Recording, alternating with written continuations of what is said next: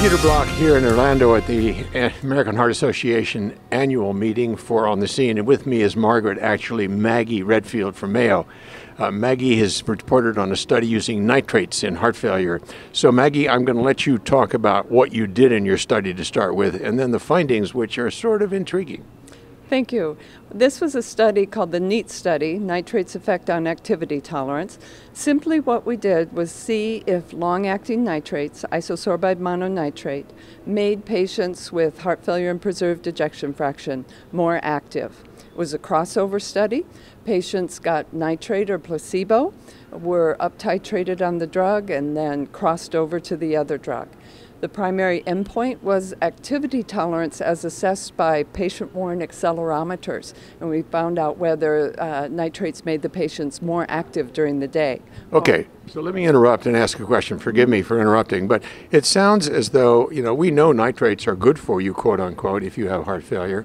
So what did you find with the study? I mean, that seems like a strange study to do. Well, actually, studies in HFpEF and in angina have shown that nitrates make patients able to be more active, but nobody's ever looked to see if patients with HFpEF could be more active or tolerate activity better with nitrates. So that's why we looked at it in this specific heart failure population. Okay, what'd you find? We found that nitrates made patients less active, and they didn't improve their submaximal exercise capacity, their quality of life scores, or their BNP levels. We believe that what this reflects is the accelerometers and the daily activity measurements being very sensitive to subtle side effects of the drug. More patients stopped the drug during the nitrate period or had other side effects, but probably the daily activity going down reflects subtle side effects that this drug is having in HFpEF. Boy, that's sort of a little bit of a surprise. So let's go back to the other studies, Maggie, that we know that nitrates are helpful in terms of mortality and so forth. We think anyway in patients with heart failure.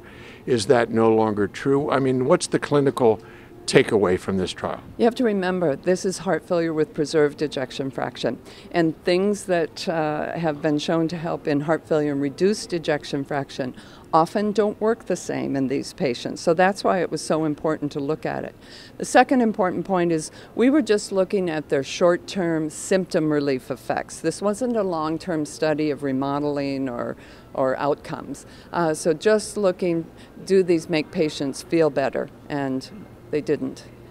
Okay, so you pointed out, I think, for me anyway, for this trial, the most important thing, which is these are preserved ejection fraction heart failure patients, probably the most difficult group of heart failure patients to take care of. Yes. And we've all used nitrates for them.